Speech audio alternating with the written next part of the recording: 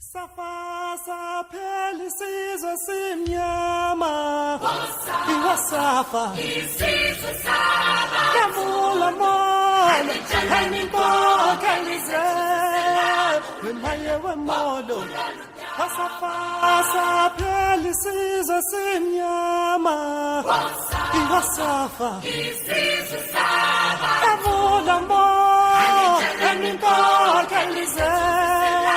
When my young Kala, Pasapa, Pelices, or Sinyama, Iwasafa, Alamola, and Kalize.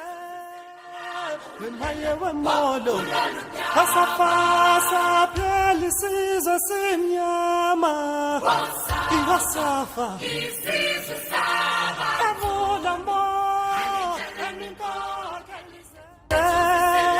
when my young Kala, Pasapa, Pelices, or Sinyama, Iwasafa, Alamola, and Kalize, when my young Modo.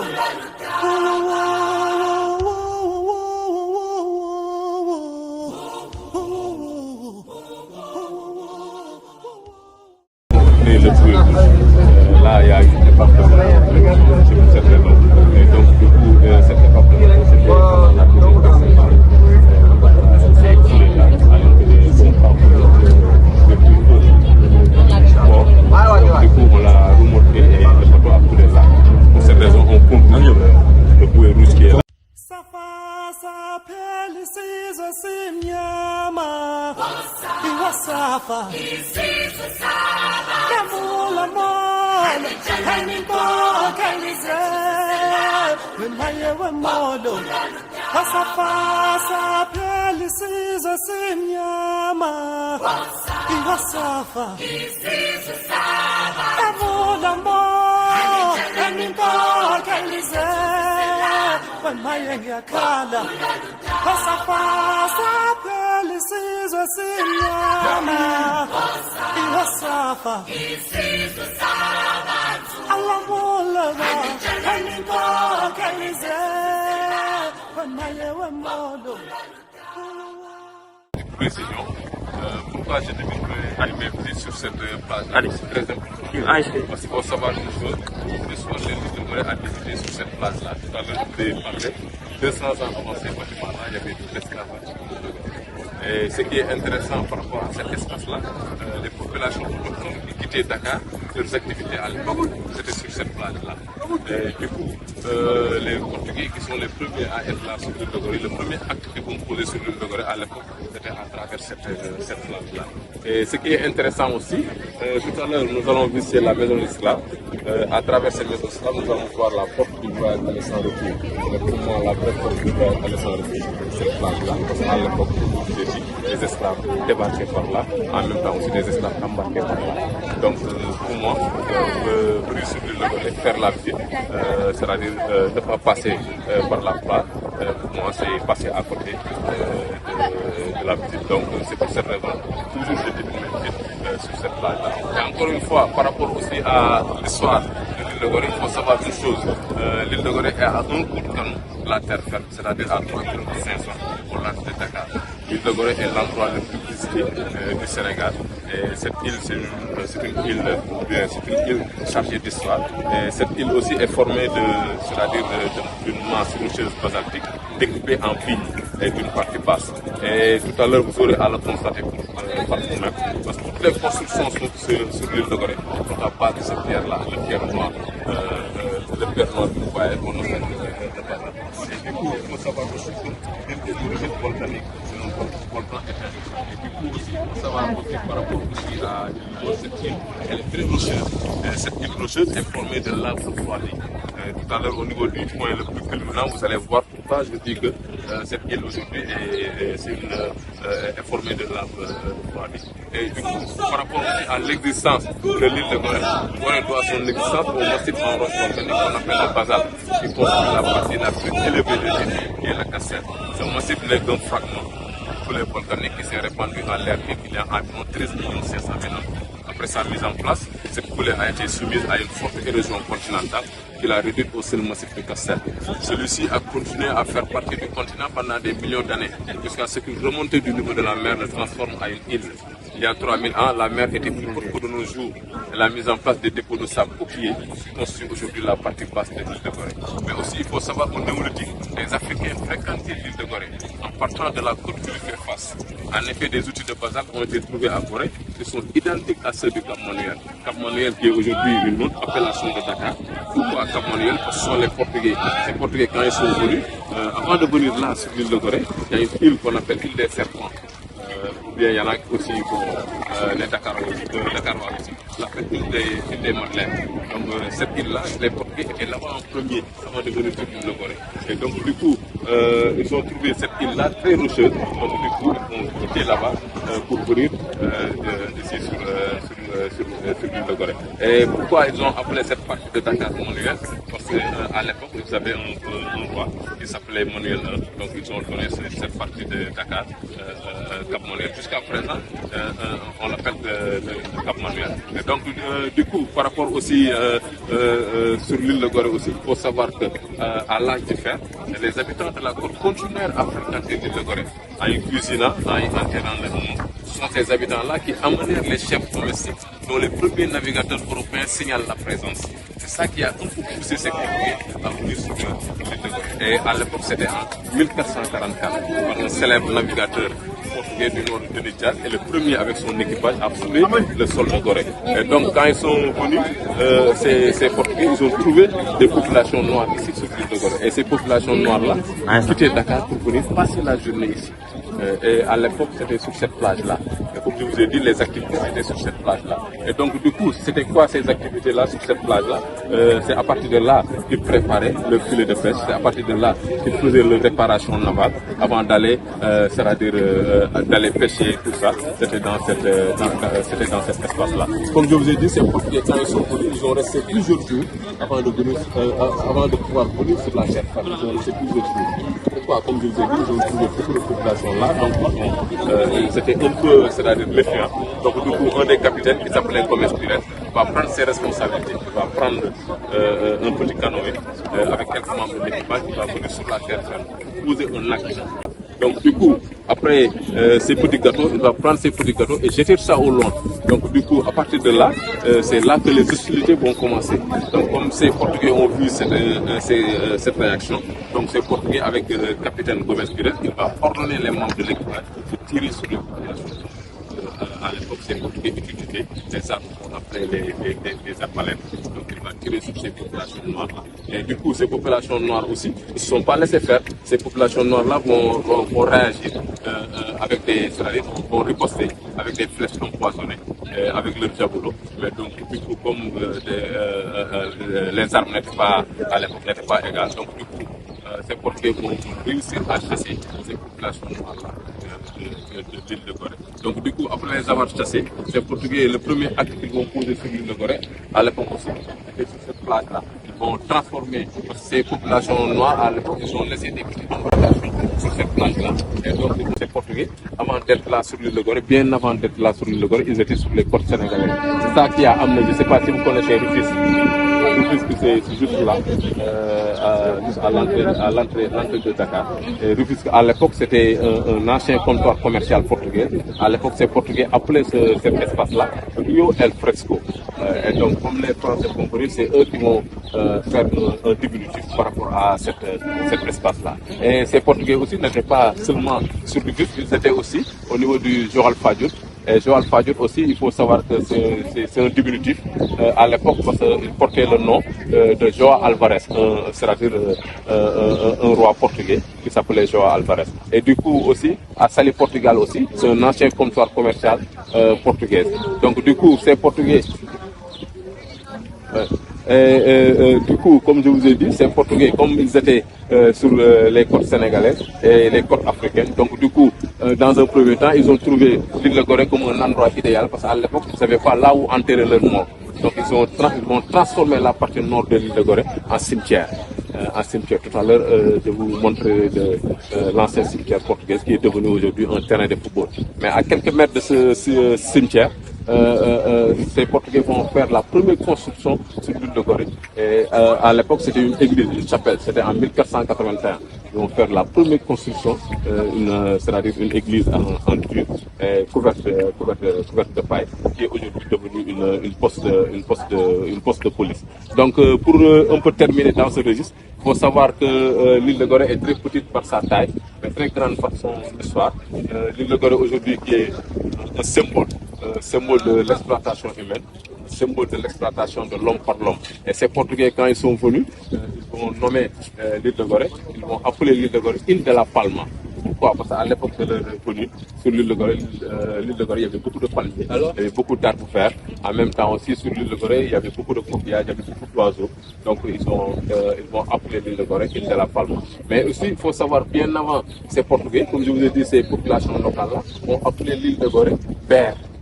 Ber, pourquoi? Ber, c'est le nom du premier habitant de l'île de Gorée. Et il y en a qui disent aussi que à l'époque, Ber, c'est un arbre fruitier ici sur l'île de Gorée. Et à l'époque, dès qu'on mangeait cet arbre-là, automatiquement, on devenait ivre. Et Ber en Wolof, c'est boisson alcoolisée.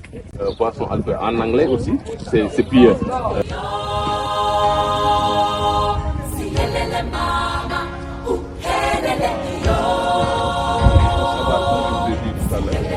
L'île de Gorée est un lieu de vie et de mémoire.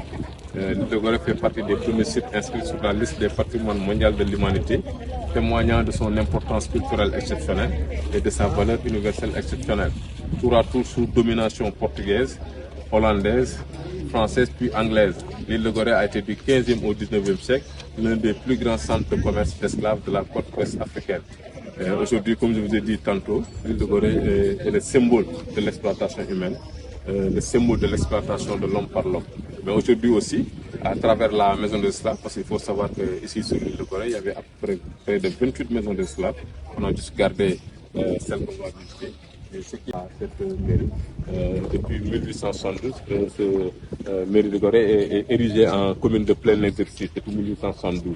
Et du coup, l'acte de la création de Dakar aussi a été acté ici dans cet espace-là. Et dans un premier temps, c'est-à-dire le 3 janvier 1846, ils ont tenté pour la première fois, mais ça n'a pas abouti. C'est-à-dire à l'époque, c'était le maire François de Saint-Jean, avec son épouse à l'époque qui était Anna Colin Papin. Et du coup, ils ont tenté pour la première fois, mais ça n'a pas marché. Et c'est à partir ils ont tenté une deuxième reprise, c'est-à-dire le 25 janvier 1848.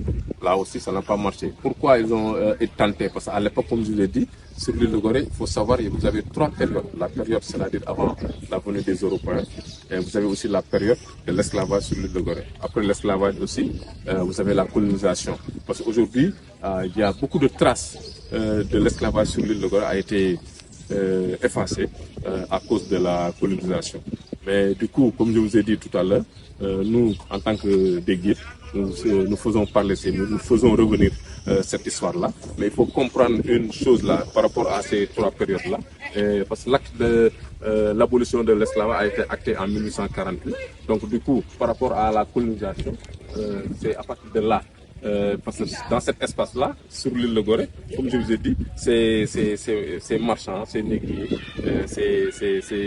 À l'époque, sur l'île de Gorée était très étroite par rapport à leurs activités commerciales. Je vous ai dit, tout juste après l'abolition de l'esclavage, il y avait le commerce de l'arachide. Vous avez aussi à l'époque le commerce de l'or, le commerce du bois. Il y avait beaucoup de choses, il y avait beaucoup d'activités sur l'île de Gorée. Et à l'époque, là où on a descendu, c'est-à-dire au niveau du débarcadère, à partir de là, à l'époque, c'était le plus grand port de commerce de l'Afrique occidentale française. Donc de la compagnie des Indes du Sénégal, c'est-à-dire la compagnie française à l'époque, qui s'activait dans le commerce d'esclaves, dans le commerce c'est-à-dire de l'arachide, de l'or, de l'ivoire. C'était là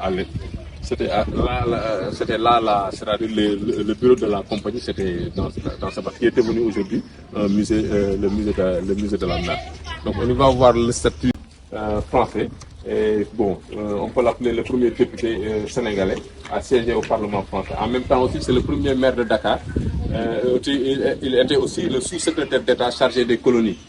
Il est né ici sur l'île de Gorée de papa sénégalais, d'une maman sénégalaise. Mais ce qui est intéressant, il s'appelait pas Blaise, il s'appelait Galaye Diaye, c'est-à-dire un Lébou Bontin. Du coup, à l'époque, quand il a voulu aller à l'école, l'école française était interdite aux musulmans. Donc du coup, il y avait une famille là, la famille Crespin. C'est eux qui l'ont adopté et l'ont baptisé Blaise. C'est pour cette raison. Aujourd'hui, tout le monde parle de Blaise Diaye, mais à l'origine, son nom c'est Galaye Diaye. Et aussi, c'est quelqu'un qui a marqué vraiment l'histoire parce qu'il jouait le rôle d'intermédiaire par rapport aux colons et les colonisés. C'est lui qui s'est battu à l'époque au niveau du Parlement français parce que ces Français à l'époque, ils considéraient les citoyens de Gorée, les citoyens de Rufisque, Saint-Louis et de Dakar, ils les considéraient comme des sujets français. Donc du coup, c'est lui qui s'est battu au niveau du Parlement français pour changer cette donne-là. C'est lui qui a obtenu, c'est-à-dire la citoyenneté à part entière de ces concitoyens sénégalais un peu partout en Afrique.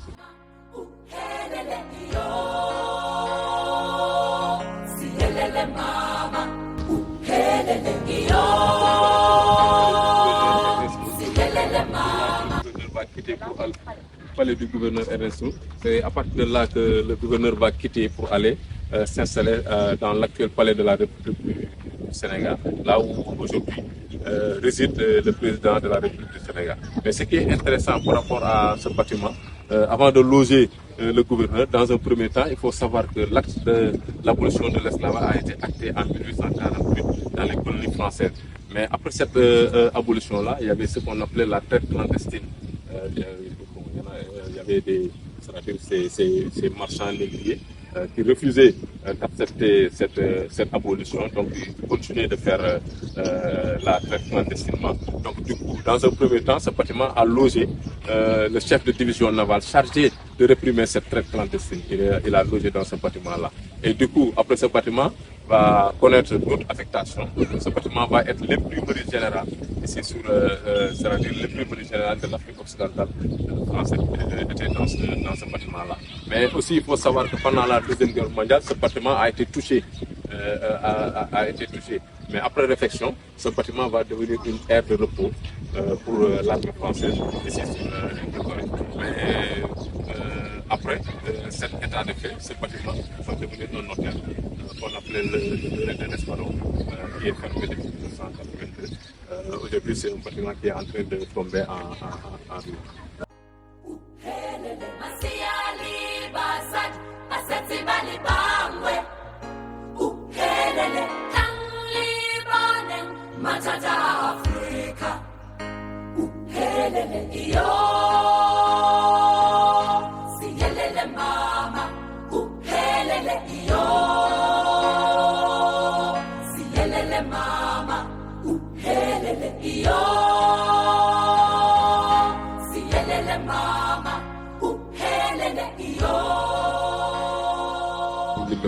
Mais aujourd'hui, ce bâtiment, on l'appelle la maison de Madame Jougar. Madame Jougar fut le premier esclave, c'est-à-dire pas son mari, c'est-à-dire à l'époque était Étienne Jougar, fut le premier esclave affranchi ici sur l'île de Gorée. Et Étienne Jougar va devenir un chirurgien pour la compagnie des Indes du Sénégal à l'époque, qui était là sur l'île de Gorée, qui représentait la France et le commerce transatlantique ici. Et du coup, Madame Jougar était très célèbre ici sur l'île de Gorée. Tout à l'heure, nous allons voir l'église Saint-Charles-Borromée. À l'emplacement de cette église-là, il y avait une autre église. Tout à l'heure, je vous ai parlé d'une partie basse de l'île de Gorée et d'une partie haute. Et la partie basse c'est là. Et toute l'histoire de l'esclavage était dans cet espace-là. Et là, c'est pendant la colonisation, cet espace-là va devenir une partie, c'est-à-dire la partie militaire de l'île de Gorée. Et du coup, tout à l'heure, je vous ai parlé de la superficie. C'est de là jusqu'à là. Et là, c'est 900 mètres long. Là, c'est 300 mètres large. Et là, vous avez un fort Là aussi, vous avez, à l'époque, il y avait des forts, mais aujourd'hui, ces forts-là sont disparus. Il y a aujourd'hui que, c'est-à-dire, il y a une forteresse, mais cette forteresse-là, c'est juste, c'est pendant la colonisation. Et là aussi, ça abrite des canons.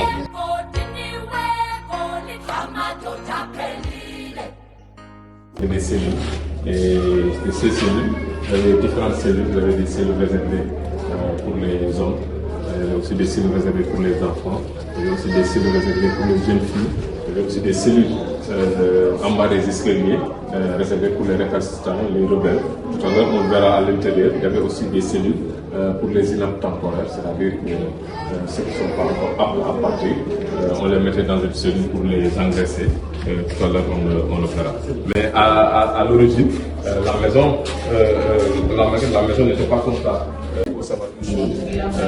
Là, vous avez le chevalier de Boufflers, qui était un gouverneur ici sur l'île de Gorée. Et ce chevalier de Boufflers, parce qu'il faut savoir à l'époque, ici sur l'île de Gorée, ou bien sur le continent africain, il y avait ce qu'on appelait le code noir. Le code de Colbert, ce code-là interdisait ces marchands, ces négriers, en venant en Afrique, d'amener leur épouse. Donc, ils laissaient leurs épouses là-bas. Donc, en venant ici, ils vont se marier à l'Africaine, c'est-à-dire à l'Africaine. Donc, à cette époque, ce chevalier de Boufflers était en concubinage avec cette dame-là. Il s'appelle Anne Coppin, qui était sa concubine. Et Anne Coppin, cette maison a été bâtie pour cette dame-là. Donc, du coup, quand elle va, ce chevalier de Boufflers va quitter le Sénégal, même ses esclaves qui vont rester, elle va hériter de ses esclaves. Donc il faut savoir une chose aussi, il y avait beaucoup types d'esclaves. Il y avait des esclaves destinés à la vente, et aussi des esclaves qu'on appelait les esclaves domestiques. Les esclaves domestiques, et ces esclaves domestiques, c'est-à-dire ils servaient, c'est-à-dire le gouverneur, ils servaient la dame, qu'on appelait ici Signal. Et beaucoup de maisons ici, sur l'île de Gorée, ont été bâties.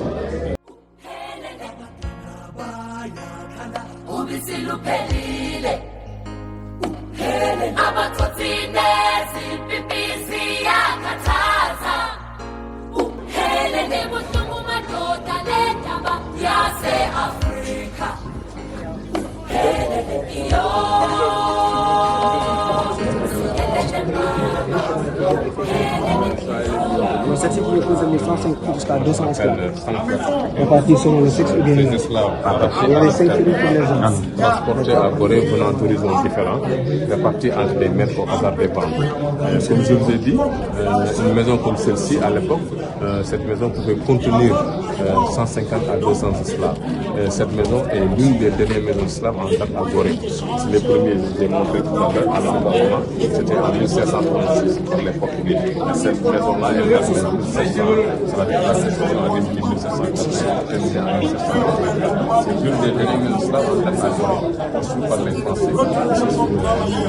Et depuis, comme je vous ai dit, la dernière fois qui s'est passée dans cet espace-là, à l'époque, ces esclaves, ces captifs, les captifs là, c'était libre pour vous et moi dans le continent. Donc à l'époque, ces marchands, ces négriers en venant ici, vont armer les chefs de tribus africains, eux qui vont aller chercher ces captifs à l'intérieur du continent et venir les revendre ici avec. C'était un étrange marché. Et la valeur, à l'époque, la valeur de l'homme, c'était son poids.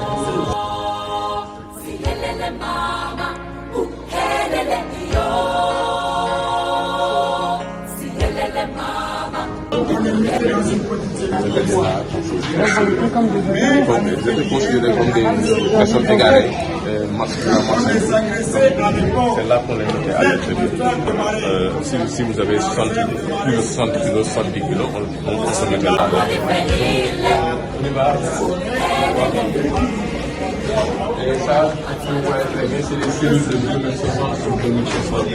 Et vous voyez, dans cette cellule-là, on pouvait mettre 15 à 20 esclaves. Et à l'époque, ces esclaves-là étaient assis, le dos contre le mur, les chaînes les maintenant au cou et au bras. Et ces pauvres esclaves à l'époque, comme je vous ai dit, n'étant libérés qu'une seule fois dans la journée pour aller satisfaire leurs besoins dehors. L'acte aussi bon, c'est-à-dire à chaque fois, si l'esclave voulait satisfaire ses besoins et l'heure actée pour aller satisfaire ses besoins n'était pas encore actée, il était obligé de faire ses besoins sur place.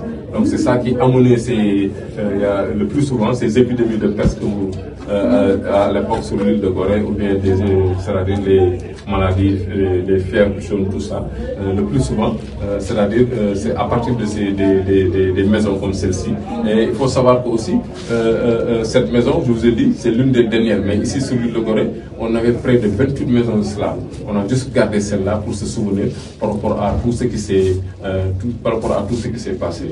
Et là, c'était réservé exclusivement pour les hommes qui ont plus de 70 kilos, 80 kilos, des fois même plus de 100 kilos. Marchand d'esclaves ne considérez pas ces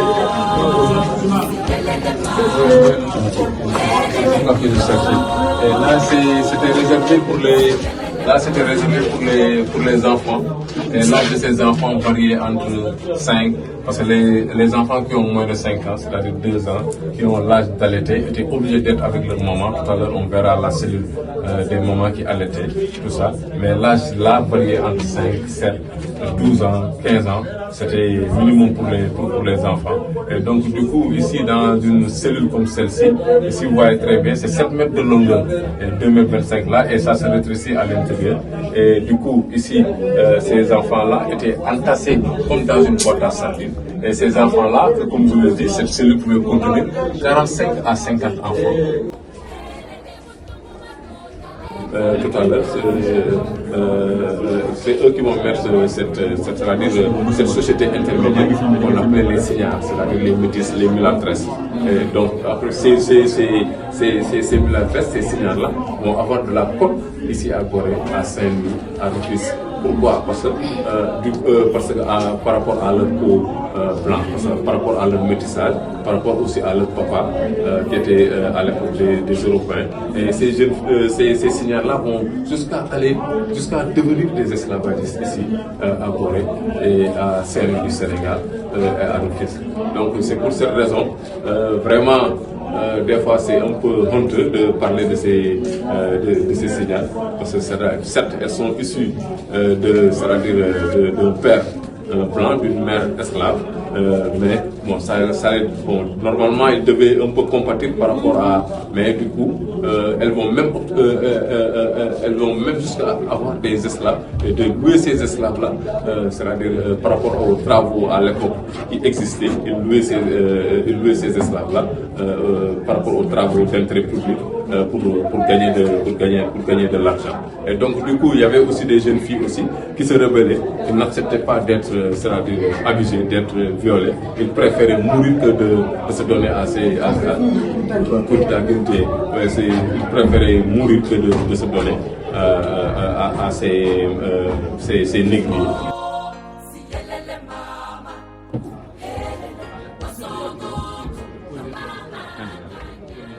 De poser les esclaves pour voir le poids, parce que le poids était très important. Donc du coup, ces esclaves qui n'atteignaient pas 60 kg, qui n'avaient pas 60 kg, on les mettait là pour les engraisser à l'époque. Pourquoi les engraisser? C'est-à-dire, comme là-bas, c'est-à-dire ils ont besoin des bras forts, des hommes forts. Donc si tu n'as pas 60 kg, tu n'es pas apte à partir. Donc ceux qui sont partir quitter là pour aller dans les Amériques et les Caraïbes. Donc du coup, à partir de là, les moins de 60 kg, on les met là pour les engraisser à l'aide du fèvre de marée. Le fèvre de marée est très connu ici, c'est un haricot très farineux qu'on appelle le niébé ici au Sénégal. C'est ça qu'on mélange avec de l'huile de palme, avec de la sauce, c'est ça qu'on donner aux esclaves pour les rendre forts. Mais aussi, il faut savoir que le temps d'attente à l'époque dans une maison comme celle-ci, c'était 3 mois et demi. Et à l'époque, si on constatait 3 mois et demi écoulés, si l'esclave n'avait pas atteint plus de 60 kg, il restait là. Au lieu d'être vendu comme esclave en Amérique, il va rester là, mais mais moins cher. Il va être vendu là, moins cher par rapport à s'il partait. Et là, vous avez la cellule des récalcitrants, des rebelles. Ceux qui se rebellaient, ceux qui n'acceptaient pas, on les mettait là. Et si vous voyez très bien, ça se rétrécit à l'intérieur. Et le nombre à l'époque aussi d'esclaves qu'on mettait là à l'intérieur ne dépendait pas de ces esclaves. Il dépendait du garde qui était là à l'époque. Et ce garde-là, à l'époque, il s'en foutait du nombre qu'on mettait. Son seul souci à l'époque, c'était que la porte se referme sur ces esclaves-là. Et aussi, le temps aussi que l'esclave va faire à l'intérieur aussi ne dépendait pas aussi du garde. Ça dépendait aussi de la faute que Nelson Mandela. Pour 5 minutes, il est resté là 5 minutes et il est ressorti. Quand il est ressorti, il avait les larmes aux yeux, il pleurait. Il avait les larmes aux yeux et on lui a posé la question de savoir pourquoi. Et ça lui rappelle les conditions dans lesquelles il était au niveau de Robben Island. Donc là-bas, il a résisté 27 ans, mais là, il ne peut pas faire plus de 5 minutes. Et donc, du coup, quelqu'un qui fait 1m80, 70, un récalcitrant, quand on le met là, et le nombre aussi dépendait aussi du garde, il s'en foutait. Il suffisait que la porte se referme sur eux. C'est-à-dire c'était extraordinaire. Et donc Nelson Mandela voulait interpeller les gens par rapport à cette condition, par rapport à ces esclaves-là à l'époque. C'était en 91. Et là, c'était réservé pour les hommes, là, c'était réservé pour les femmes. Et la seule différence, là, vous avez des fenêtres. Et ces fenêtres, paraît-il c'était en 1848, date à laquelle l'esclavage a été aboli, pour montrer leur humanisme, pour montrer leur, c'est-à-dire, c'est des gens de cœur, ils ont mis ces fenêtres-là. Mais il n'y avait pas de fenêtre au moment de l'esclavage. Et là aussi, comme je vous ai dit, la seule instruction à l'époque, c'est des monstres. La seule instruction à l'époque, c'était la discipline ou le fouet. Et ça, c'est la plus grande cellule des récalcitrants. La plus grande cellule. Là, c'était réservé spécialement pour fouetter. C'était la discipline pour le fouet. Pour le fouet à l'intérieur. Le minimum, comme je vous ai dit, pour essayer de... si jamais vous fautez, vous savez ce que vous attend. C'était juste un peu pour faire peur aux autres.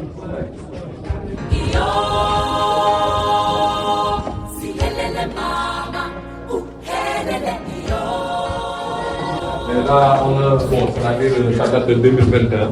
Et là, on invite chers visiteurs de prendre, si c'est même juste une minute, pour prier.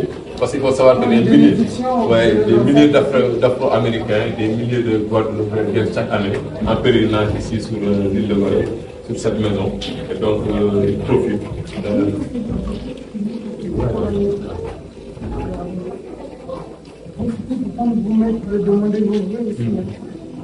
Par rapport à tout ce qui s'est passé. En même temps aussi, je profite pour vous dire une chose. Il faut savoir que l'histoire ne ment pas. La traite des Noirs fut un des plus grands génocides que l'humanité n'a jamais connu. Ce sanctuaire africain, qui est la maison des esclaves, fut capitale de souffrance et de larmes. Car ici, des innocents sont morts, ici, victimes du temps de la honte.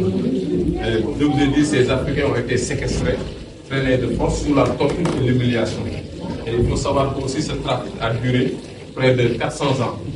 Et près de 15 à 20 millions d'Africains ont été séquestrés, traînés de force dans les Amériques et les Caraïbes. Et ont été déracinés, traînés de force pour les amener.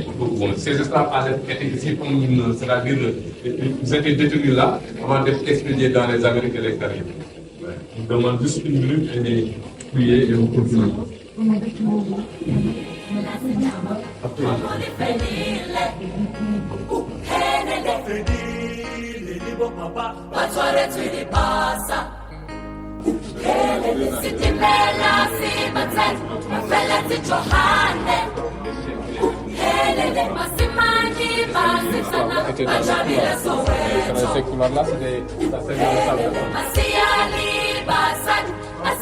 Pour les gardes. Et ces gardes-là étaient issus de ces esclaves-là. Et leur présence va être inutile, comme un esclave qui traîne un boulet de 10 kg 300 avec les chaînes qu'il est maintenant. Et à l'époque, ces esclaves-là ne partaient jamais ici avec leur nom africain. Ils partaient toujours avec des numéros de matricule. Et à l'époque, à l'aide des... C'est-à-dire, là, il y avait un feu.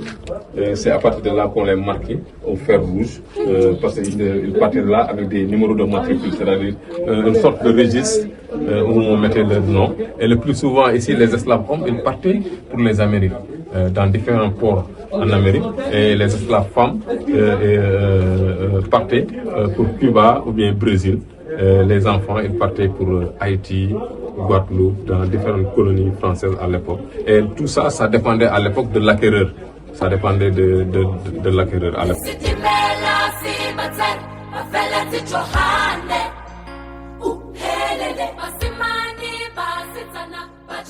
Palmier de 15 mètres. Et donc, du coup, ces esclaves-là étaient 2 à 2. Le grand bateau, il ne pouvait pas accoster là à cause des rochers. Donc, c'est des petits bateaux qui vont venir les prendre là, pour les 2 à 2 pour les amener au niveau du bateau. Du grand bateau qui attendait au large.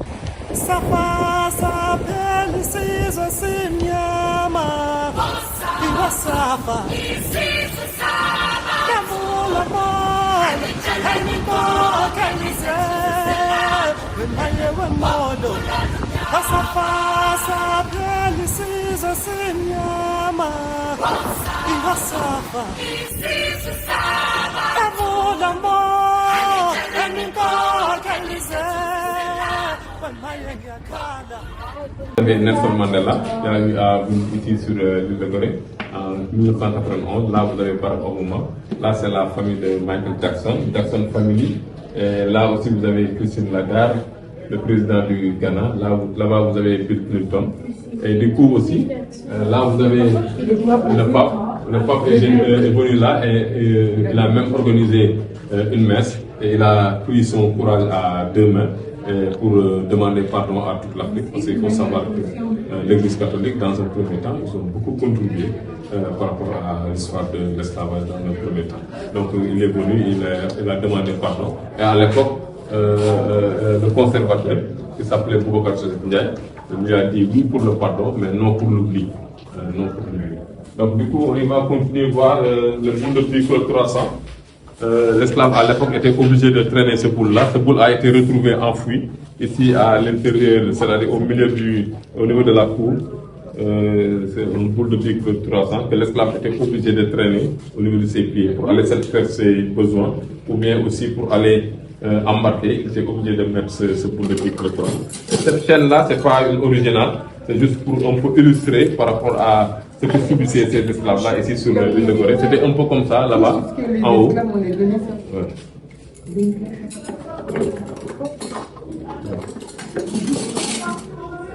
C'est lourd. C'est lourd, hein? Ouais. Ouais. Et ça, c'est en les passant avec ça, les pieds, là. Au niveau de la main, en même temps aussi au niveau du pied. C'était un peu comme ça, en haut. C'était un peu comme ça, c'était un peu comme ça. Ouais.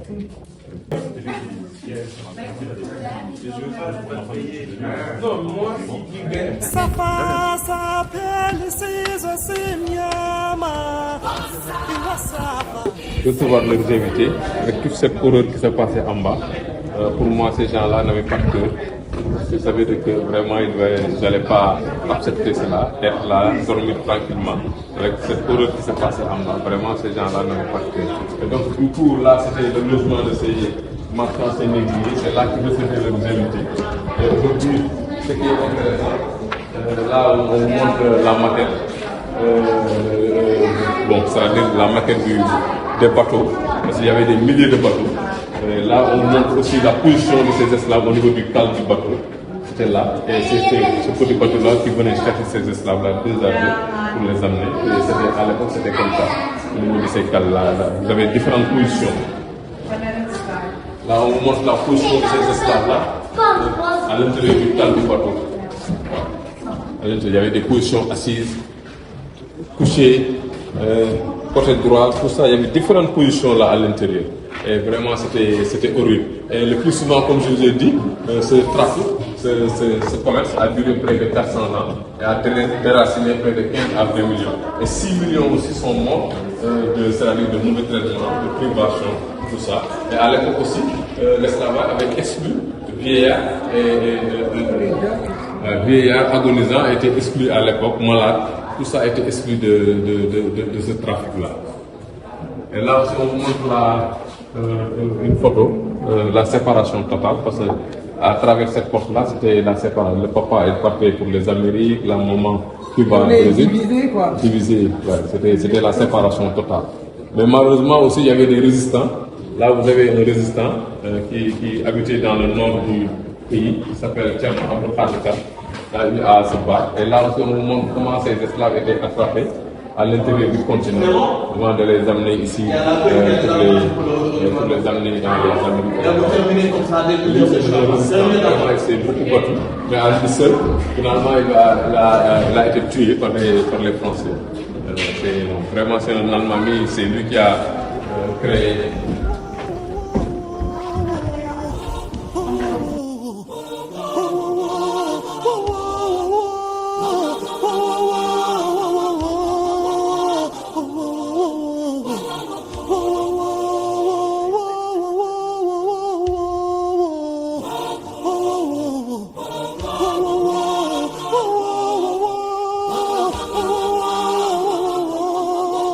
C'était là.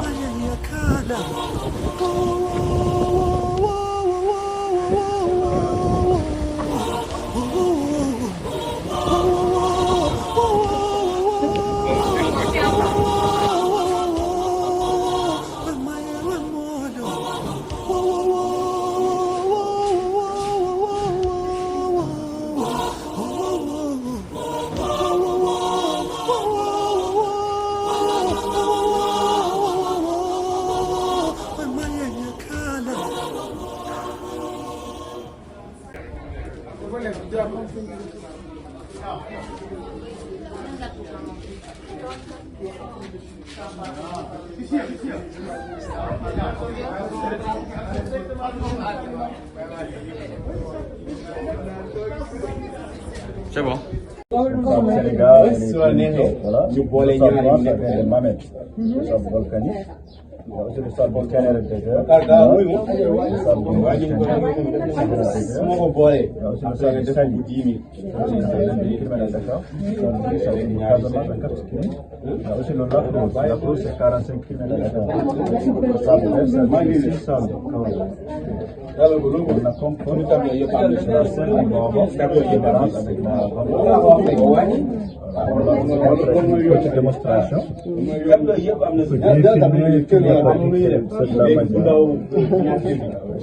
c'est la partie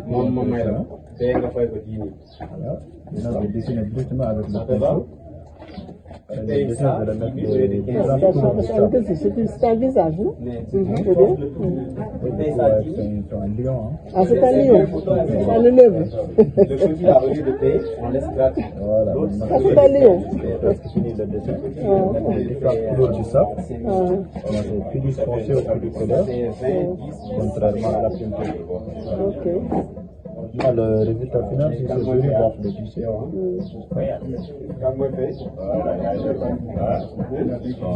comme de la cuisine, mais les épices.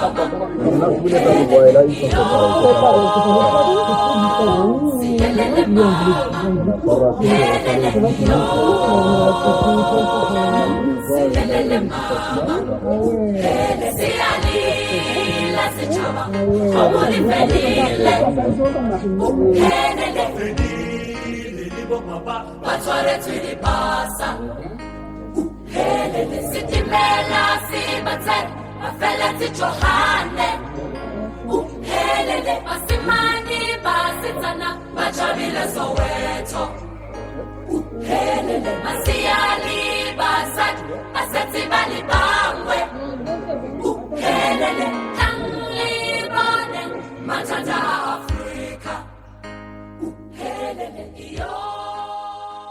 cette école-là. Parce que dans un premier temps, cette école, on l'appelait l'école de l'Ordre national du Lion.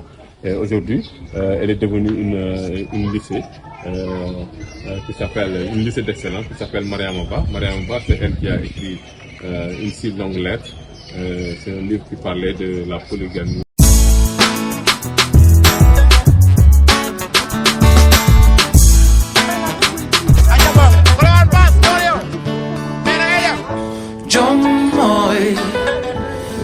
waaye fulay ñibbisi jàmbaar daawul doole la doon wuti.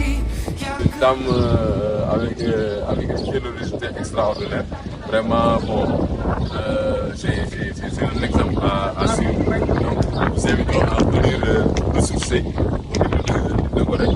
Vraiment, il y a des très belles choses à voir. En même temps aussi, vraiment, certes, c'est un peu piquant par rapport à l'histoire de l'esclavage, tout ça, mais bon, c'est beau de découvrir.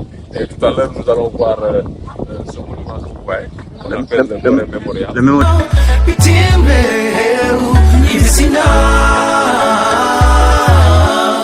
Sama réew Sénégal Sénégal Sénégal Sénégal.